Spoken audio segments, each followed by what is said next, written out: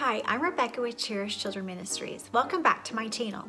I'm going to talk to you about the abstract, sequential, adult, parent, and student.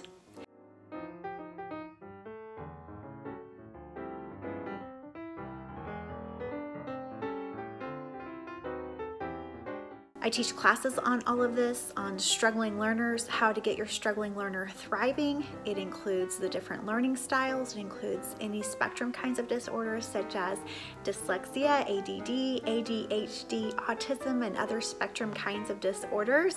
It's over 6 hours of step-by-step instruction with all the flashcards and tools as well as assessments that you need to get your learners thriving today. If you want to check that out, go ahead and click the link below. When it comes to decision making for the dominant abstract sequential person, they feel absolutely compelled to explore all of the options. They give everything when it comes to decision making. A lot of deliberate thought and research. They are gifted with a natural sense of logic and reason, and they evaluate everything from major life decisions and purchases to the simple lunch choice on a menu. Now, what's unique is the abstract sequential evaluation process is the analysis does not stop even after the decision is made. Oftentimes, these abstract sequentials will not stop looking to make sure that there isn't even a better deal after they have already made that purchase. If something has been purchased and the abstract sequential later finds a better deal, there are two choices for them. If it's not too late, they might go ahead and exchange it. And if it is too late, they will be upset for years to come. So the abstract sequential adult looks at all of the different options before making a decision. They spend a lot of time researching. They're really gifted with a natural sense of logic and reason, and they evaluate everything from major life decisions to just the smallest decisions in life. Analysis just comes naturally to these abstract sequentials, and they think that there can never really be enough information, so they're just always all the time searching. They give long answers to short questions, and they believe that emotions should be justified by facts, and they look for facts to back up emotional involvement. They also expect you, if you are a different kind of learner, to be able to justify your emotions. And oftentimes that's just not the case with our different learning styles. So again, you can see here where we may have an adult parent or a student or a child that may have clashing kinds of personalities and learning styles. And it's really not a positive or negative thing in either kind of situation. It's just a matter of learning those styles and then how you can modify what you're doing as a teacher or a parent or even a coworker and how to work with these unique styles. Now let's talk about the abstract sequential parent. The abstract sequential parent might insist that their kids demonstrate or give some kind of a logical thought and analysis for something. The parents that are abstract sequential kinds of learners naturally are intellectually bent, and sometimes they forget they are parenting a child and not a peer. Sometimes the abstract sequential parents tend to have high expectations for their children, not necessarily a bad thing, but just to note that that is how that works. The abstract sequential parents believe in thorough deliberation and complete analysis of every single situation. They want their kids to think logically and to look beyond the obvious. The abstract sequential parents look for the moral of the story. How did you learn a lesson? What lesson was learned? And they're driven to analyze, to verbalize, and to philosophize. The abstract sequential child is systematic and deliberate and almost always needs more time to complete tasks to their satisfaction. These kids might appear to be slower in completing tasks, but they are very, very thorough.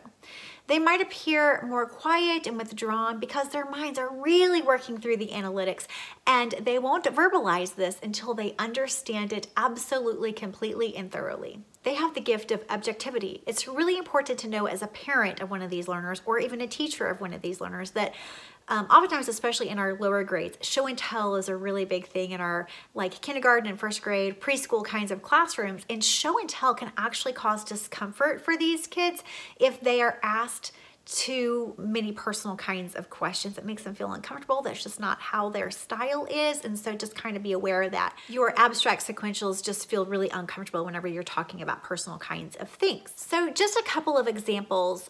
When a child asks, could I have a puppy? That's the question. The abstract sequential parent might say, well, what kind of puppy? And where will you keep the puppy? And what will you feed the puppy? And how will you keep the puppy groomed? And how much will the upkeep of the puppy cost? The abstract sequential parent might even ask the child to keep detailed records or present a well thought out written request in the first place. I like to think of the musical Mary Poppins when Jane and Michael Banks are pleading for a new nanny and they are writing a letter to Mr. Banks, the why behind it and how all of the details are going to work. So that's a really good example of the abstract sequential parent and the requirements that they ask of their children in pleading their case, if you will. The random child might actually cause frustration for the abstract sequential parent because it seems almost impossible to direct that dominantly random mind into a structured analysis of circumstances or problems. The abstract sequentials usually thrive with organization, credible sources of information, logical outcomes, opportunities for them to do analysis, plenty of time to do their work, and appreciation for their input. Oftentimes, abstract sequentials are stressed by being rushed through things, having unreasonable deadlines, abiding by sentimental decisions, and being asked to express emotions or feelings. Remember, we talked about show and tell being difficult for these learners. Now, we can frequently lessen stresses by providing additional time for these abstract sequentials to complete tasks and giving them space and quiet time to work, as well as putting as much into writing as we possibly can for them and appreciating the less emotional aspects of a situation. Now, other styles do admire our abstract sequentials in that they think that they analyze before making decisions. They oftentimes appreciate that.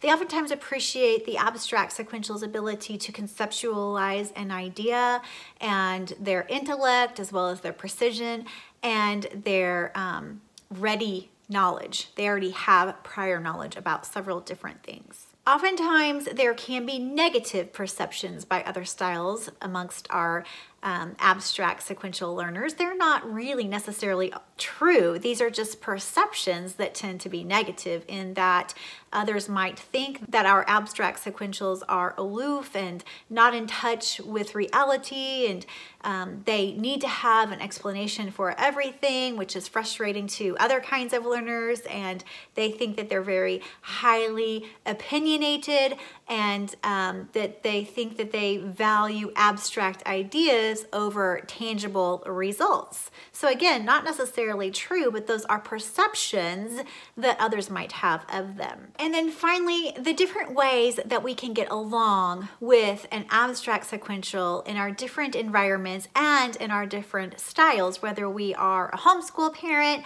or we are a traditional classroom teacher, or we are just on the job with some of these learners, or perhaps we're roommates in college with them, or just doing apprenticeships, or whatever it is that we are doing. It's very important that we recognize the different styles and how we can get along with them so that we can all be thriving in those environments. Some things to keep in mind in getting along with an abstract sequential is they really just ask you to have specific goals when dealing with them. They just want you to give them the goals. They want you to use logic and reason with them and just listen to what they have to say.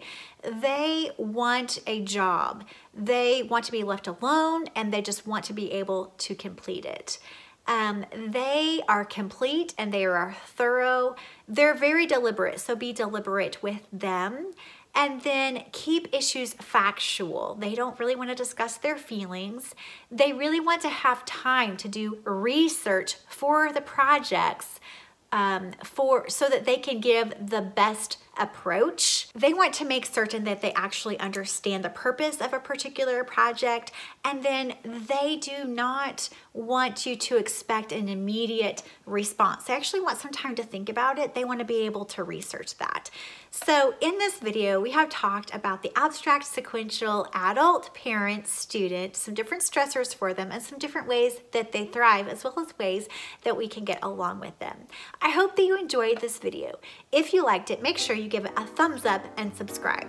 Again, I do classes and lessons on all of these. You can just click the link below and check out that training. It's over 6 hours with all of the different tools, assessments, as well as beautiful illustrated flashcards for your toolbox and your different learning styles. I do lessons and classes for dyslexia, ADD, ADHD, and all kinds of spectrum kinds of disorders. So if you're interested in that, just go ahead and click the link below. Also, go ahead and click the link below in the description box and grab your free assessment tool for your child's learning style, and perhaps you just want to take it for yourself. Thank you for watching this video.